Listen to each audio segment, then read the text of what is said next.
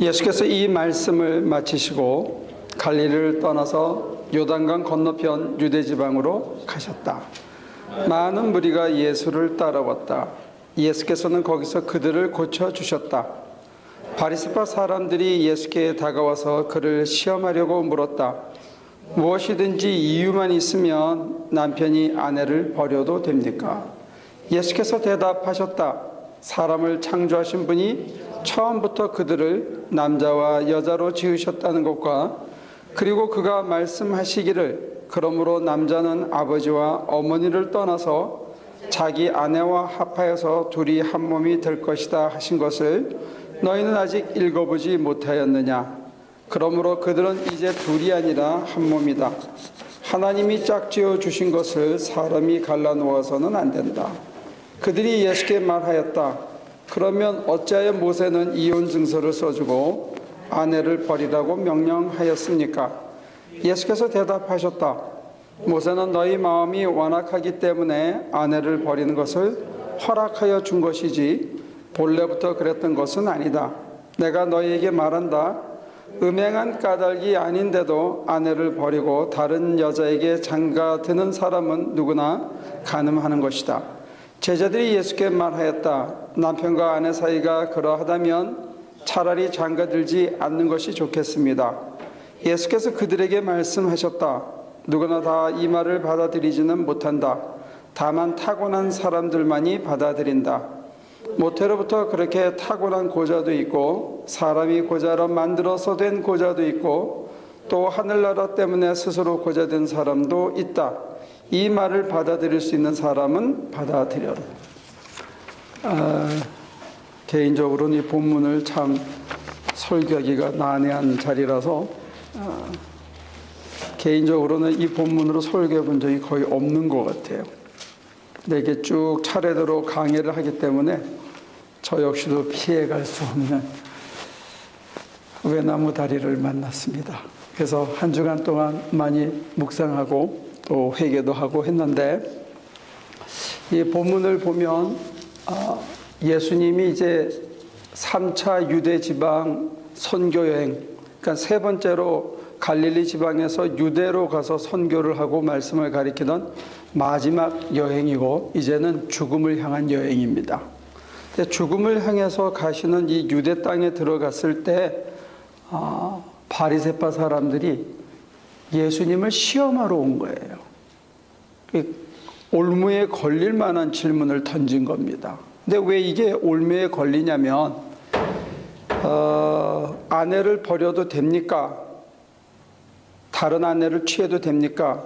이거 잘못 얘기했다가 세례 요한이 목이 잘렸던 이슈거든요. 이 이슈 자체가 헤롯이 자기 동생의 아내죠. 그걸 취했거든요. 그러니까 이게 대답 잘못하면 목이 잘리는 거고, 그 다음에 같은 율법 학파들 중에도 샴마이 학파하고 힐렐 학파가 둘로 나눠져서 한쪽은 절대로 안 된다. 샴마이 쪽.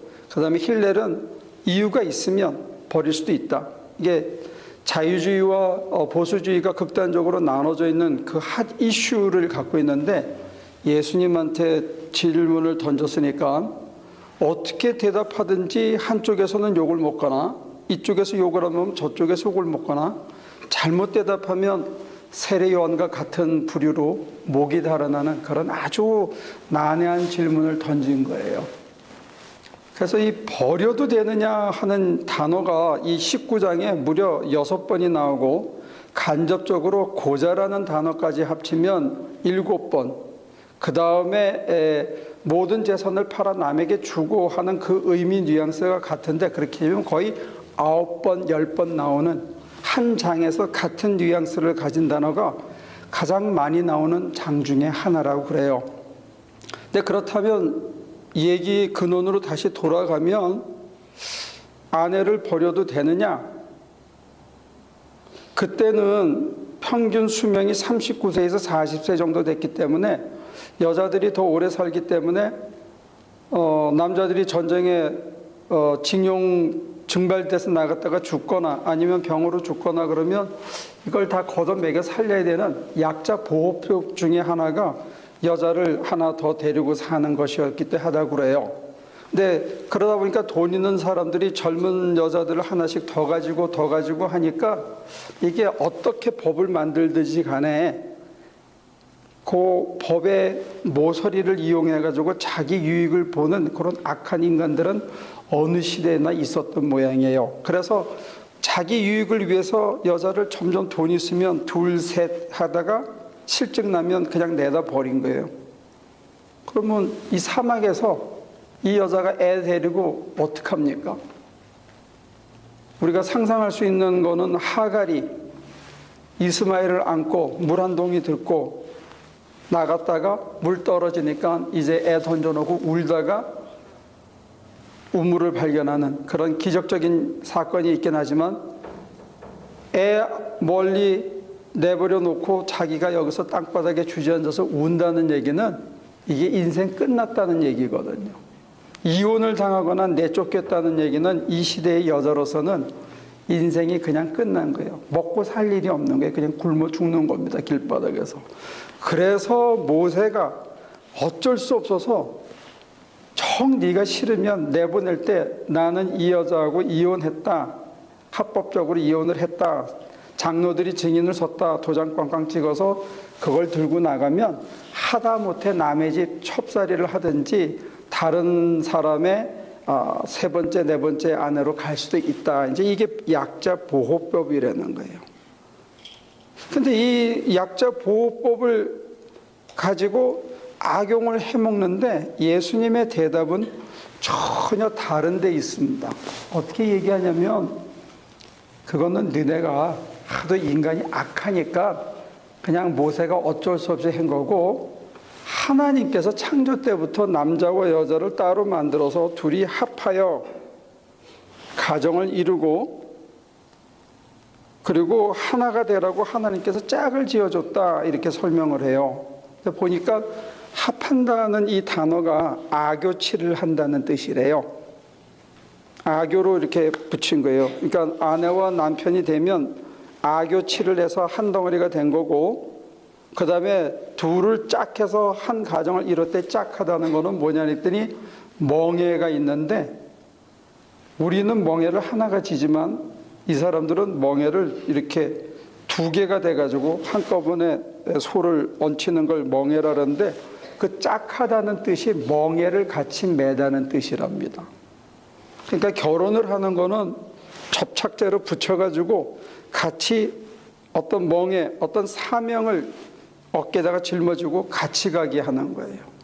그러니까 이게 엠만해서는 버리면 안 되고 한 소가 이렇게 갈 때 옆에 소는 이렇게 프리라이드로 이렇게 자기 놀면서 벌 지나가고 나비 지나가는 거 구경하고 꽃 구경하고 그냥 풀 뜯어먹고 이건 아니에요. 그것도 잘못된 거고 하나는 쭉 가는데 이 밭을 고랑을 가는데 이게 편하고 쉬울 때는 막 열심히 하다가 돌밭이 나오면 하나는 나는 못한다고 그냥 나자빠져서 그냥 퍼져 있고 이것도 부부관계에 올바른 건 아닌 것 같아요. 돌밭이 나오거나 물밭이 나오거나 그냥 쭉 둘이 일 끝날 때까지 가는 거고 그게 제대로 하는 거예요. 근데 마찬가지로 부부 생활에 이 멍에를 메어준 것, 짝을 지었다는 게 한 멍에를 맸다는 얘기는 밭갈러 나가가지고 둘이서 맨날 사랑이나 하고 뽀뽀하고 그냥 둘이 이뻐하고 그것만 하는 거 그것도 부부는 아니라는 뜻이에요. 거기에는 어깨에 뭔가 짊어진 게 있어요. 그게 하나님이 주어진 사명이라는 뜻을 암시하고 있어요. 그러니까 부부관계라는 것, 가정을 이룬다는 것은 그냥 단순히 서로 사랑해서 헤어질 수 없어서 그냥 물고 빨고 이뻐하고 사는 것, 이게 요즘 사람들이 생각하는 가정일지 몰라도 여기 예수님이 얘기하신 창조의 원리로서의 이 짝을 맺어줬다고 하는 거는 그런 건 아닌 것 같아요. 마찬가지로 한 사람은 죽으라고 충실한데 한 사람은 그냥 히히랄라 이렇게 룰루하고 바깥 구경하고 지 할 짓 다 하고 몸뚱아리는 한 집에 있는데 자기는 나가서 딴짓하는 거 이것도 아니에요.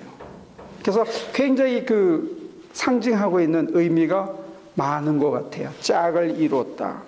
그런데 거기까지면, 사실 여기까지면 이게 결혼식 본문에 제일 많이 쓰이는 본문이거든요. 그리고 절대로 사람이 갈라놔서는 안 된다 그래요. 근데 그 다음에 이어지는 게 제자들이 와가지고 그러면 어떤 놈이 결혼하겠습니까? 이렇게 물어보니까 이어지는 예수님의 대답이 전혀 다른 데 있어요. 이 말을 받을 수 있는 자는 받아라. 근데 스스로 고자된 자도 있고 스스로 버린 자도 있고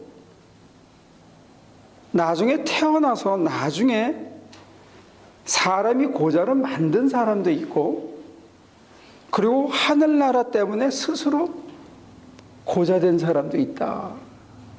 이 뒷 본문이 앞에 결혼식 축사해주는 본문하고는 전혀 달라진다는 거예요.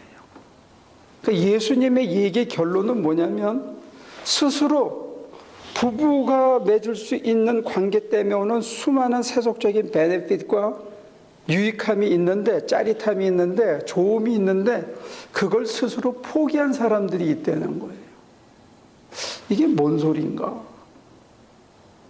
그리고 부모가 포기시킨 사람도 있다는 거예요.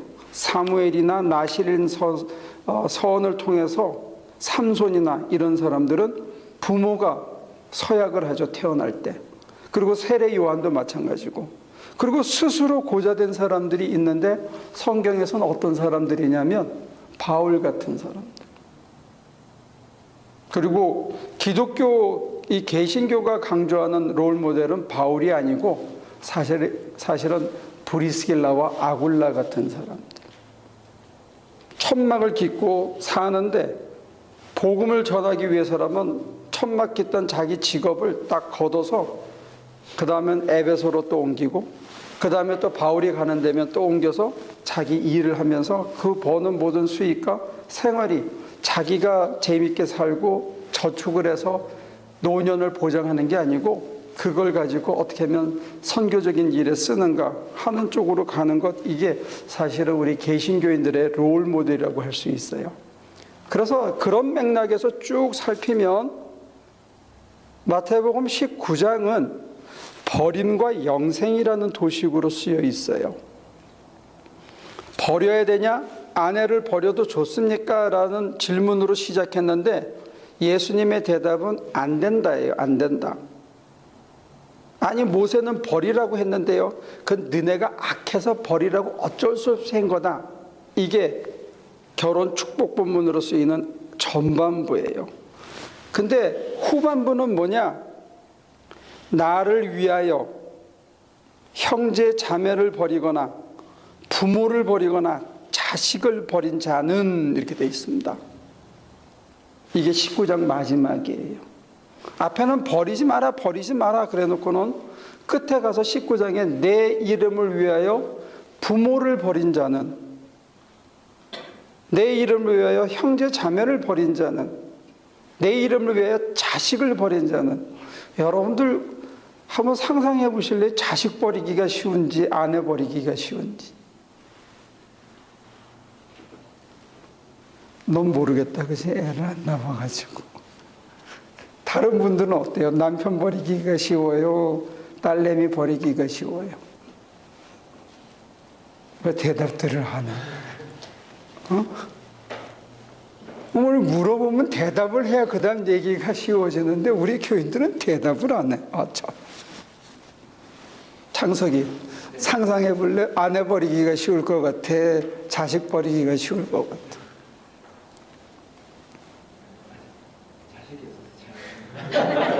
너 그러면 혼난다. 지금은 그렇게 대답해야 돼. 정치적으로 자식 버리는 게 쉽습니다. 왜? 또 나면 되니까요. 그렇게 얘기하지. 집에 가서 오늘 너 국물도 없다 이제.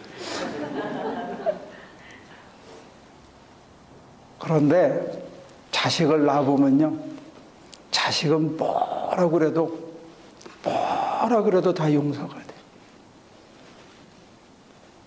마누라가 뭐라고 그러는 거는 속에 베끼는데 자식이 뭐라 그러는 건 속에 안 베끼는 거. 이상하지. 그래서 아내 버려도 됩니까? 라고 시작한 본문이 끝에 가서 부모, 형제, 형제자매, 그 다음에 자식을 버리는 자는 이렇게 돼 있어요. 이 생에서 100배의 상급을 받고 영생을 얻으리라 이렇게 돼 있습니다. 그럼 무슨 소리 하는 거냐 이거지. 앞에는 버리지 말라 그래 놓고 뒤에는 버리면 영생을 얻는다는 거예요. 그 가운데 토막에 부자 청년의 얘기가 나서 선한 선생이여 어떻게 제가 영생을 얻으리까? 그러니까 네 재산을 다 버리고 나를 쫓아라 그랬거든요. 버리고 그 다음에 형제 자매를 버리고 자식을 버리고 나를 쫓으면 영생을 얻으리라는데, 영생을 얻기 위해서 우리가 해야 되는 게 뭐냐 이거예요. 뭘 버려? 기독교가 굉장히 타프한 종교예요. 부모를 버리고 형제를 버리고 자식을 버리고 아내를 버려야 영생을 얻을 수 있다는 거예요. 이게 정말로 인륜을 저버리는 종교처럼 문자적으로 보면 이게 굉장히 터프한 종교가 됩니다. 그만한 희생을 요구하는 것처럼 보여요. 근데 그래서 문맥을 꼼꼼히 살펴봐야 되는데 한쪽에서는 버리지 말라 그랬고 결론은 버리려는 거예요. 이 버림으로 영생이 있다는 거죠. 그래서 이 본문 전체를 이해하기 위해서는 가운데 토막에 아주 와사비 문장이 하나 들어갔는데 예수님한테 어린애가 와서 기도해달라고 그래요. 그러니까 제자들이 지금 바빠 죽겠는데 예루살렘 입성을 앞뒀는데 어디 그 시간이 있냐 이거예요. 환자 고치고 가르치기도 못하게 했어. 그랬더니 예수님이 걔를 데리고 오라.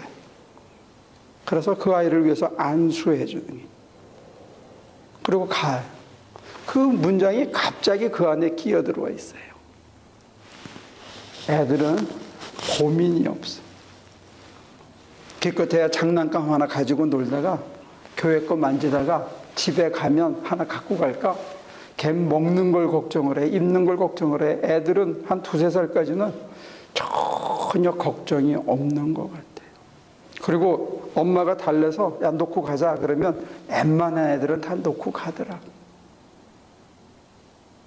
버림과 놓고 간 영생의 관계 속에서 우리에게 요청하는 것은 집착하지 말라는 것 같아요. 너무 붙들지 말라고 그러는 것 같아요. 내 거라고 주장하지 말라는 것 같아요. 여러분들이 마음껏 바칠 수 없는 것은 자기 거 아니에요. 그게 여러분들의 목덜미를 쥔 거지. 여러분들이 따로 시간 언제든지 낼 수 있는 시간 아니면 그건 여러분들의 시간 아니에요. 그 시간이 여러분들을 묶고 거기에 끌려다니는 거지.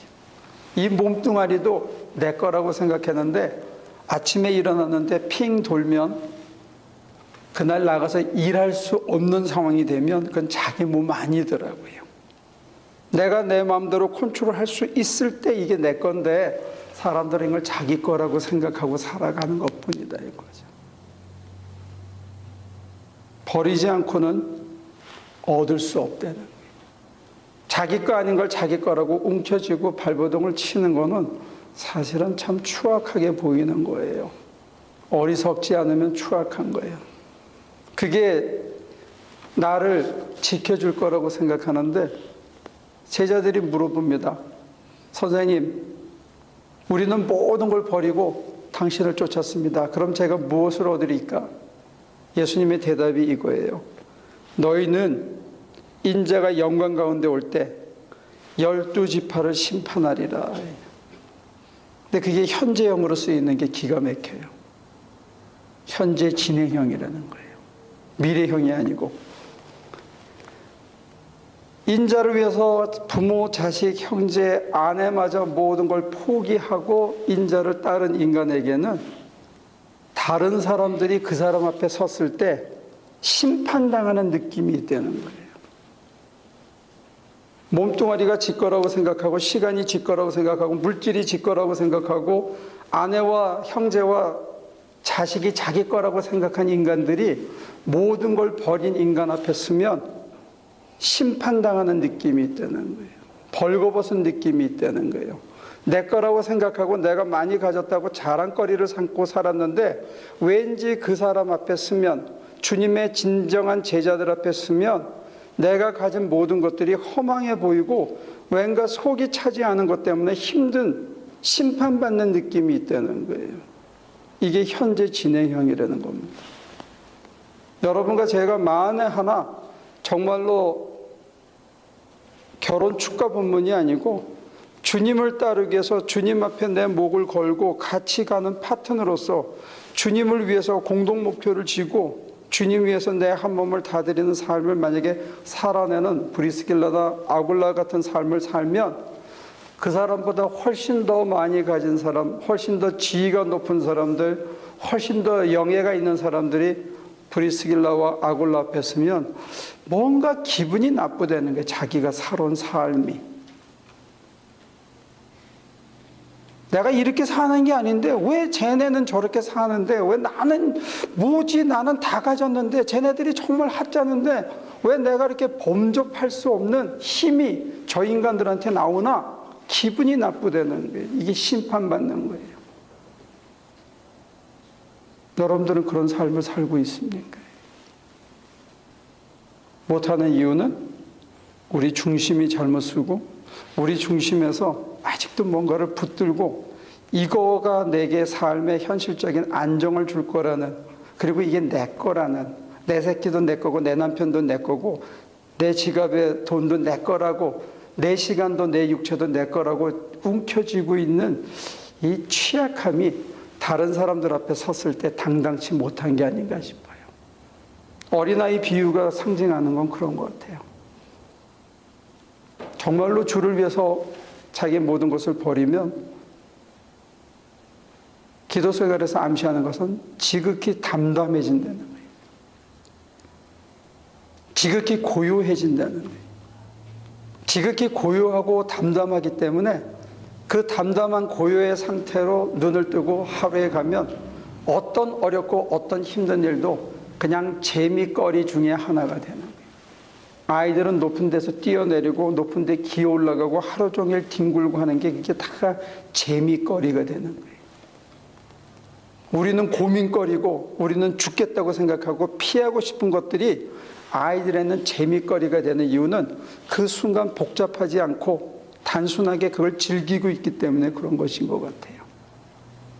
여러분과 제가 불필요한 애착을, 집착을 붙들고 늘어지면 그게 나만 힘든 게 아니고 내가 붙들고 있는 그것도 힘들다는 거죠. 예수님이 우리에게 가르쳐 주시는 오늘 이 영생을 얻기 위한 이 본문은 굉장히 레디컬해요.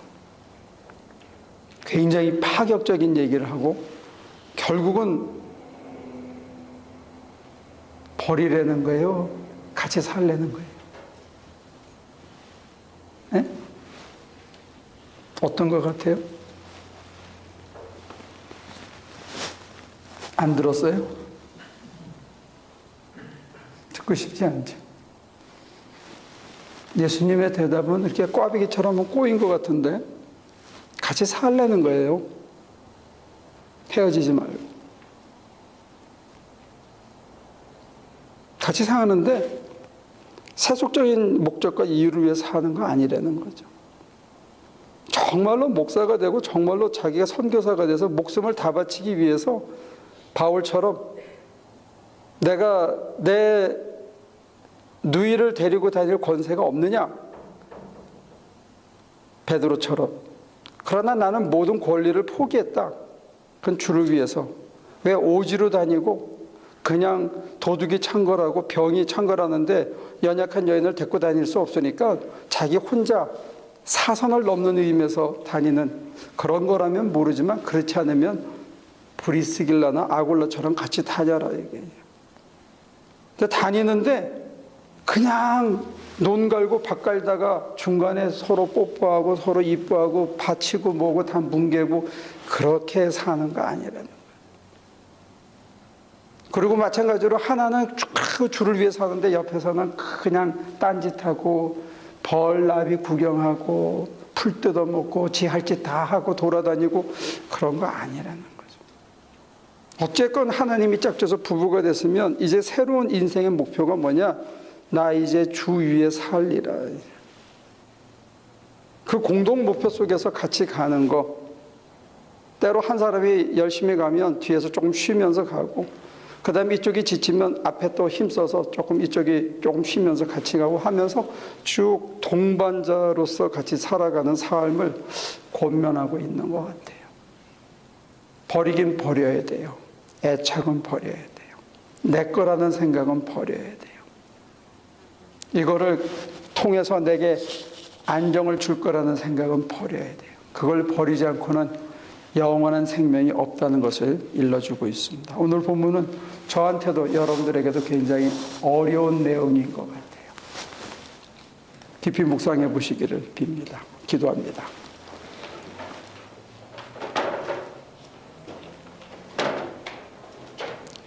아내를 버려도 좋습니까? 라고 물어본, 또 시험해 본 바리새인들에게 결국은 다 버려야 된다는 것, 주님 외에는 그 어느 것도 붙들어서는 안 된다는 것 일러주신, 이제 주님의 유언 앞에 섭니다. 곧 십자가를 지기 전에 지금까지 하늘나라를 얘기하시다가 이제 영원한 생명을 얻기 위해서 우리가 지나가야 되는 관문을 일러주셨는데, 우리 귀에는 생소하고 받아들이기 힘들고 가정이 천국이라고만 배웠는데, 우리 심장에서 아내를 버리고 자식을 버리고 부모 형제를 버려야 된다는 그 요청 앞에 우리가 움츠려들고 작아짐을 고백합니다. 우리의 완악한 마음과 얕은 지혜를 주님 이 시간 기름 부어 주셔서 귀가 열리고 마음이 열리게 도와주옵소서.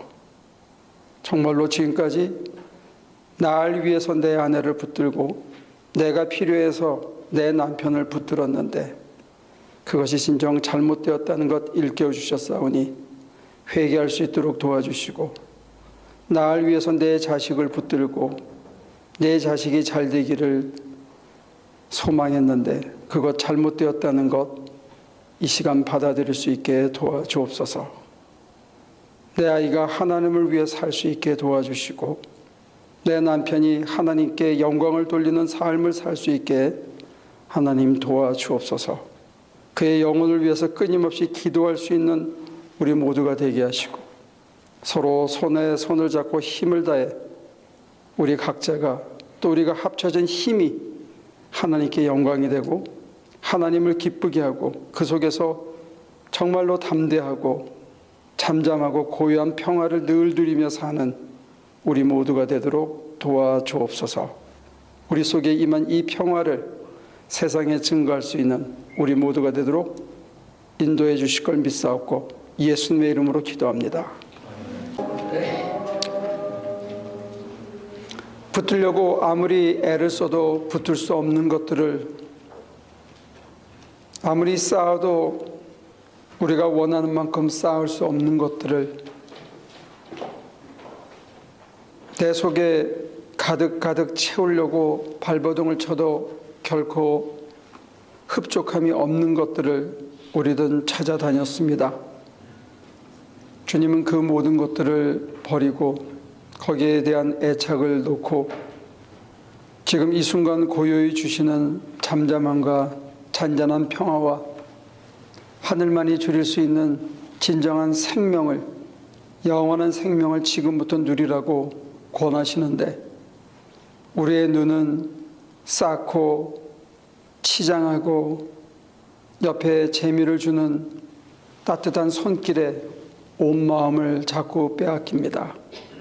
하나님, 이 시간 다시 엎드려 자복하오매 정말 살아있는 의미를 주시고자 하실 때, 정말 바른 길로 우리를 이끌어 가시고 우리에게 하나님만이 주실 수 있는 자유와 평화를 주시고자 하실 때, 아낌없이 주실 때 그저 받을 자격이 없지만 주시는 은혜를 겸허히 받아들일 수 있도록 우리의 마음을 찢어 주옵소서. 우리 속에 잔잔한 평화가 늘 흐르게 하시고 고요한 사랑과 진리의 빛이 우리 속에 가득 넘칠 수 있도록 하나님 도와주옵소서. 환경이 어떠하든지 주변에 무슨 일이 일어나든지 우리 안에 아무도 앗아갈 수 없는 참된 평화와 사랑과 넉넉한 진리가 있음을 잊지 말게 도와주옵소서. 그것을 위해서 우리가 붙들고 있던 헛된 손을 놓을 수 있도록 힘을 더하여 주시고 우리 어깨에 함께 맨 믿음의 동반자들이 있다는 것 잊지 않고 저들을 격려해서 하나님의 밭을 경작하고 그 밭에서 난 무화과와 포도와 밀 이삭으로 수많은 사람들의 심령을 배불리게 할 수 있는 그런 일들에 우리가 함께 쓸 수 있도록 도와주시옵소서. 이제는 우리 주 예수 그리스도의 은혜와 아버지 하나님의 크신 사랑과 성령의 힘주심이 하나님의 부름받은 일꾼으로서의 삶을 다시 결단하고 세상으로 나가는 우리 하나님의 모든 성도들의 삶 속에 지금부터 영원까지 함께 하시기를 예수 그리스도 이름으로 간절히 축원하옵나이다.